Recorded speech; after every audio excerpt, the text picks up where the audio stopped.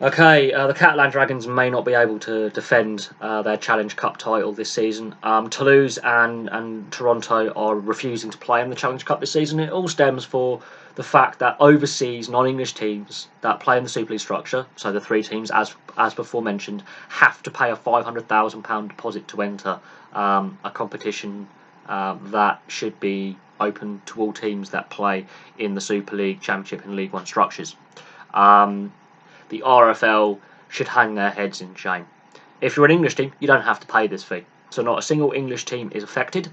Catalan raised concerns before Christmas. The RFL were aware that their cup holders of the Challenge Cup were unhappy with this. They were also aware that both Toulouse and Toronto were refusing to pay and were not going to enter under protest. And yet they've allowed this to happen where two of the teams that they would like to have involved refuse to pay the money, which is fair to them. Why should they have discrimination against them because they're non-English sides? And Catalan are also threatening to refuse to pay. This shames the RFL. Rugby League has this phobia of expanding outside the north of England in this country or in Europe. It has a massive phobia of the south of England, Wales. Wales's funding is a joke for Rugby League. It's a mess. They have a phobia of Scotland for some reason, even though Scotland have a decent national side and some good players playing both here in Europe and in the NRL. Ireland as well, they have a phobia of going and putting professional teams or growing the game. They have a phobia. And this is where Rugby Union is winning the battle of hearts and minds, both in the north of England, Scotland, Ireland, Wales, England. Rugby Union is the more popular sport, has more registered players, it's played in more schools, there's more youth clubs that play Rugby Union over Rugby League. Rugby League has a problem. And this is a sport that's clearly been run by the old Blazers, the old boys, the old crusts. They're predominantly white, they're predominantly middle-aged, they're predominantly men. This is not just the fact that this is a stupid policy, almost verging on xenophobic policy. It's harming the game.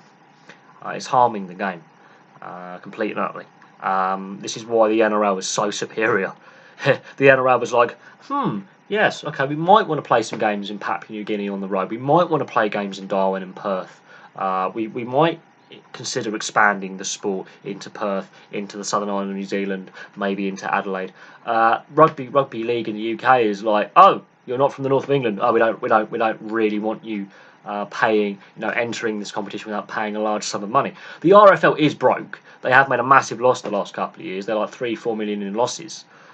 But why should only three teams have to pay money in when all the English teams don't? It's wrong, and it's going to be embarrassing for the RFL. The RFL are looking really stupid right now.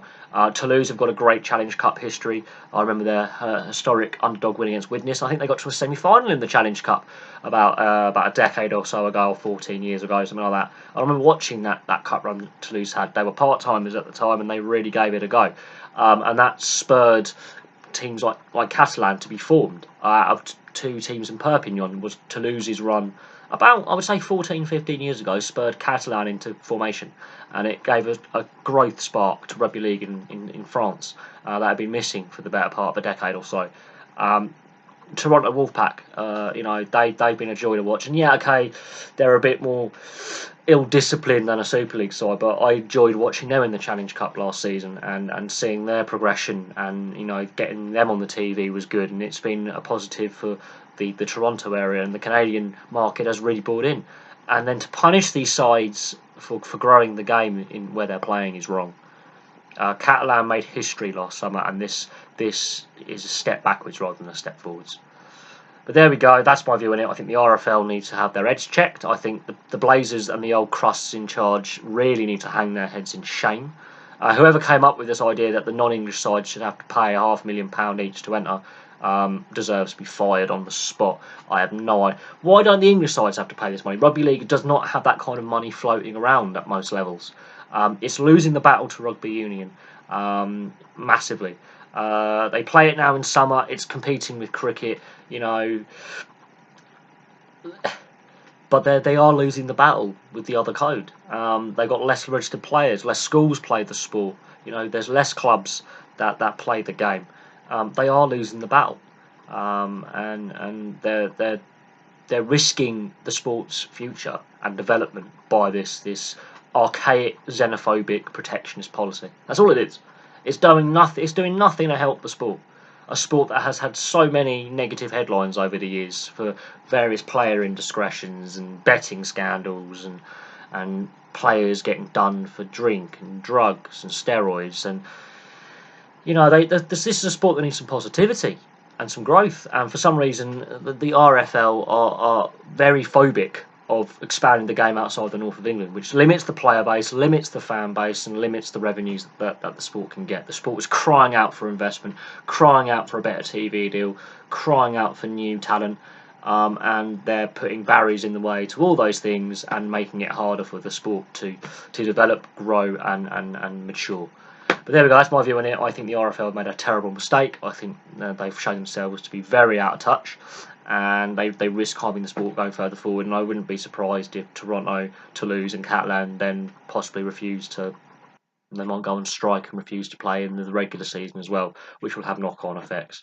And I wouldn't be surprised if the other RFL-based clubs, the other rugby league clubs in England, actually support Catalan, Toulouse and Toronto and make a stand against the governing body, because the governing body, I'm sorry, this is unacceptable. But anyway, thank you very much for watching. Place your views below. This is a very divisive subject, I'm aware, but it's also wrong that the RFL are pursuing this policy. So there we go, thank you very much for watching. Please like and subscribe, place your comments below, and I'll have some more videos for you soon.